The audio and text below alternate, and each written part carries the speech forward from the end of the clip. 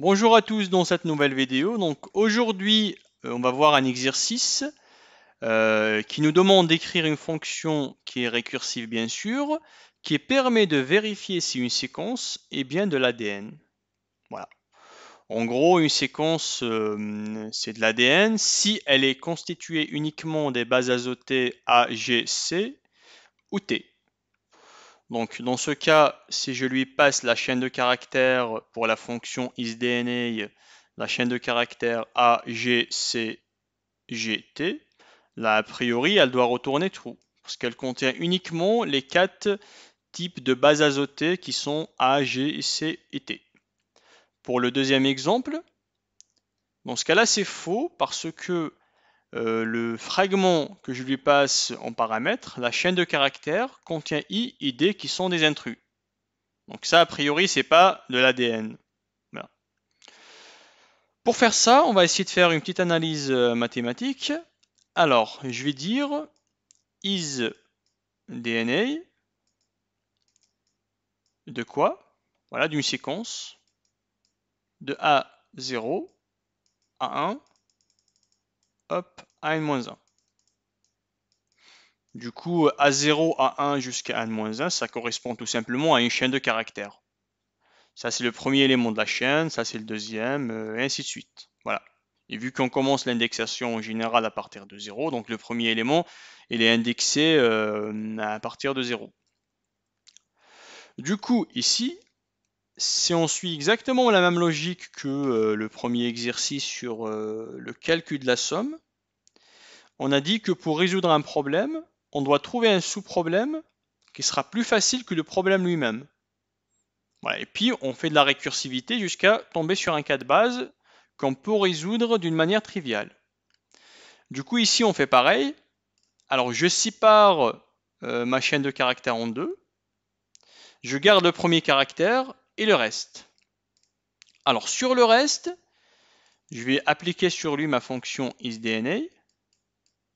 Du coup, c'est ça le sous-problème que je donne à la fonction isDNA. Alors, elle prend quoi? Elle prend A1, A2, hop, jusqu'à n-1. En gros, la chaîne de caractères privée de son premier élément. Voilà. Et le premier élément, j'en fais quoi?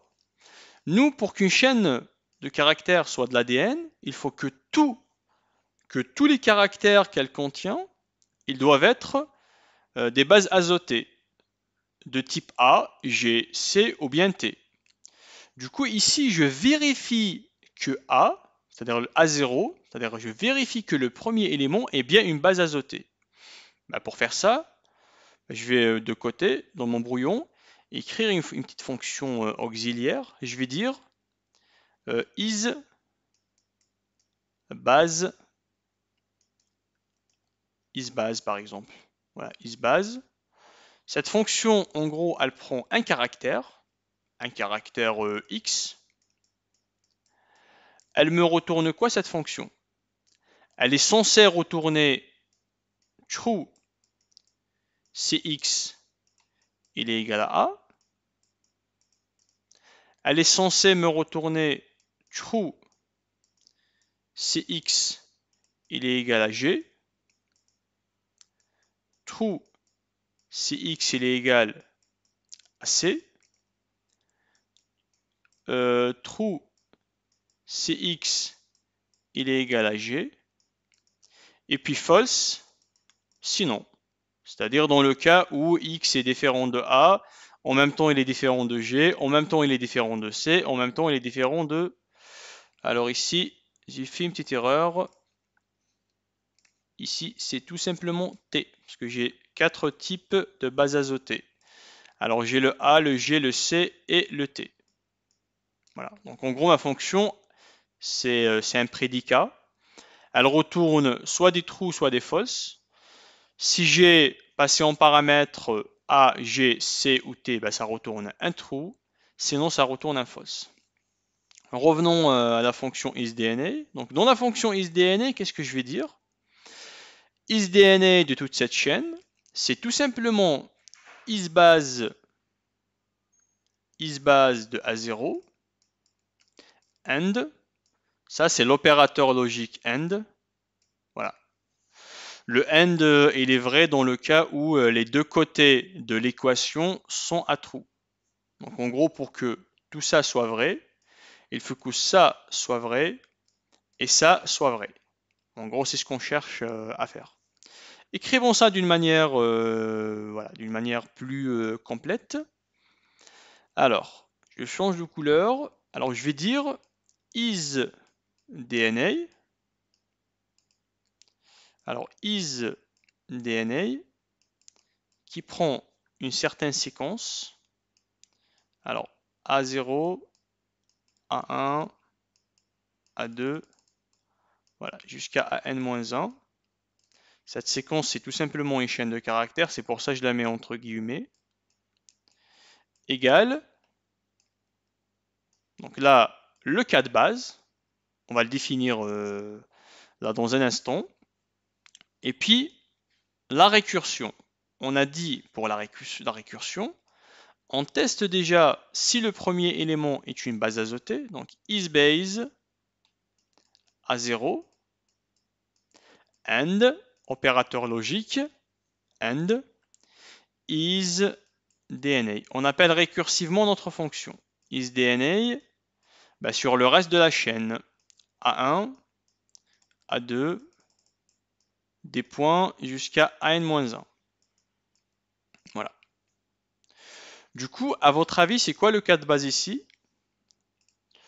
Alors, le cas de base, je vais dire, si ma chaîne elle est vide, en gros, si je dis que ça c'est S, alors je dis que c'est true dans le cas où ma chaîne est vide. Voilà, c'est ça le cas de base. En gros, ça c'est plus un truc mathématique.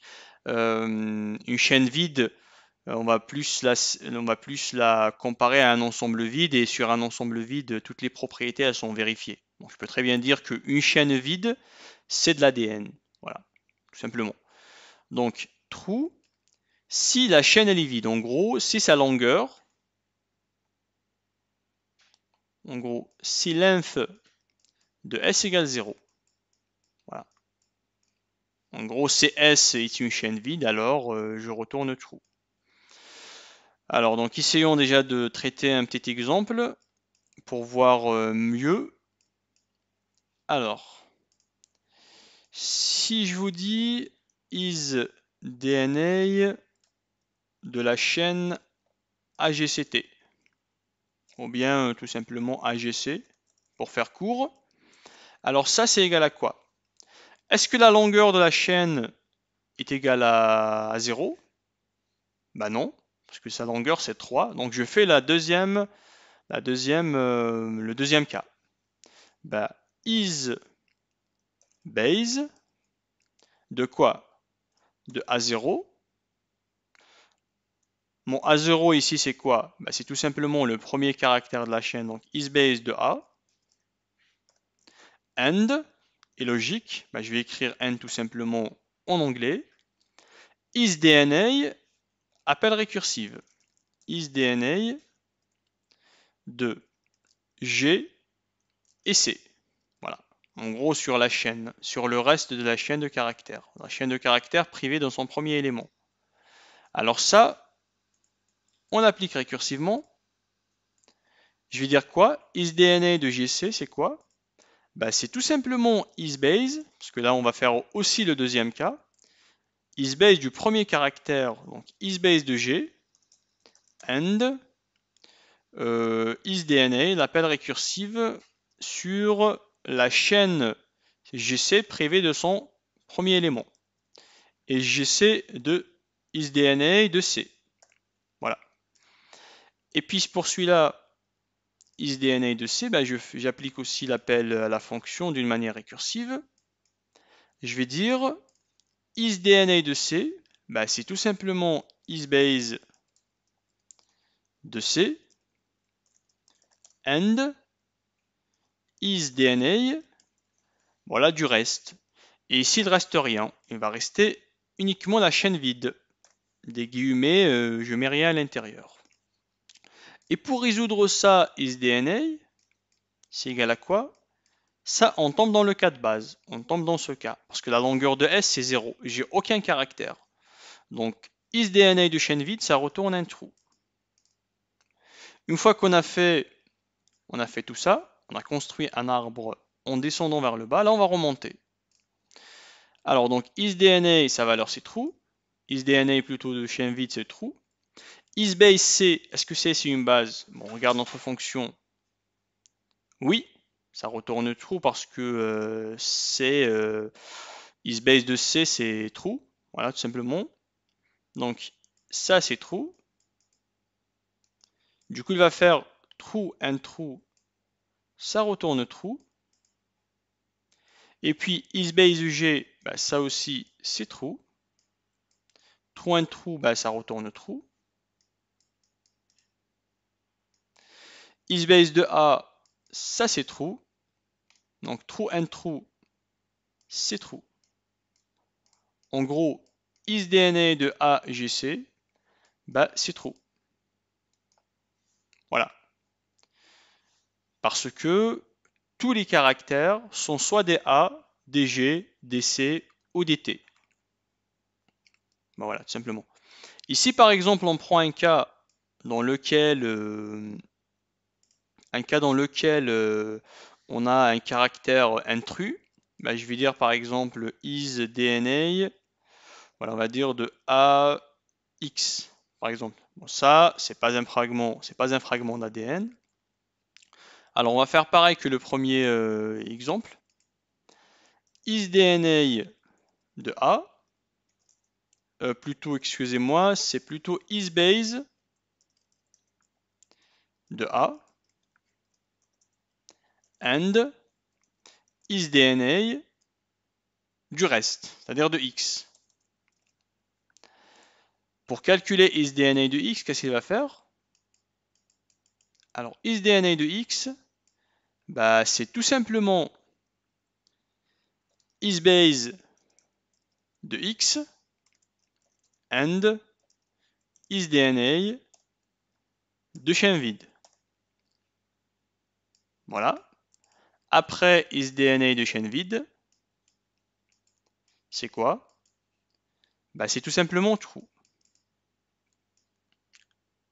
Donc, isDNA de chaîne vide, c'est true. Isbase X, bon, ça c'est faux, parce que X n'est pas une base azotée. False and true, là ça retourne false. Donc le résultat de isDNA de X c'est false. Et puis isBase de A, ça c'est true. True and false, ça donne false. Juste pour ouvrir une petite parenthèse, j'aurais très bien pu m'arrêter ici. J'aurais très bien pu arrêter la récursivité ici. Parce que pour l'opérateur logique AND, c'est l'un des deux côtés de l'équation, de l'expression plutôt, est faux. Donc ça ne sert à rien de vérifier le deuxième côté. Donc c'est directement faux. Donc sur un compilateur qui contient ce genre d'optimisation, il va pas aller, il va arrêter l'appel récursif et à partir de false, il va faire le chemin inverse. Voilà. Donc à présent, essayons d'implémenter ça en Python. Alors, en Python, je vais définir une fonction isDNA. Alors, cette fonction, elle prend un segment d'ADN, prend de l'ADN, deux points. Si sa longueur, c'est 0, DNA, c'est juste une chaîne de caractères. Si sa longueur, c'est 0, dans ce cas-là, bah, je retourne true. If longueur de DNA,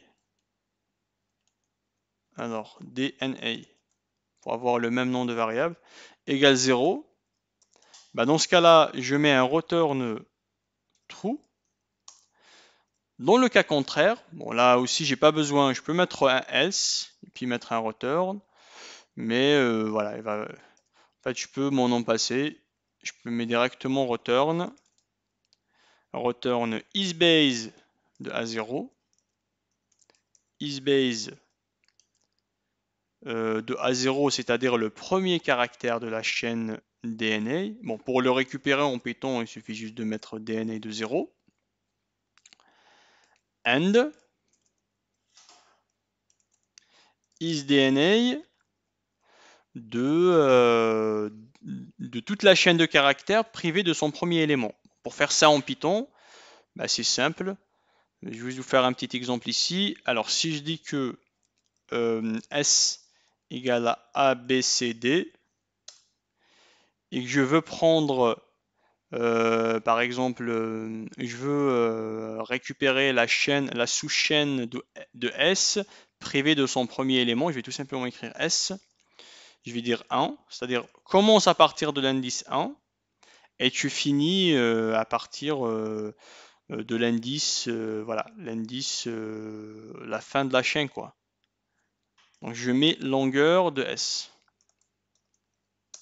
Alors juste pour préciser, longueur de S, l'indice longueur de S ne fait pas partie de S parce que les chaînes de caractères en Python, les indices commencent à partir de 0 jusqu'à la longueur moins 1.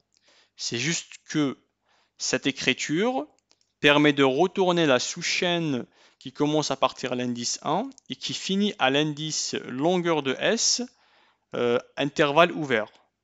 C'est-à-dire, en gros, c'est ça, quoi. C'est S entre 1 et longueur de S, mais intervalle ouvert.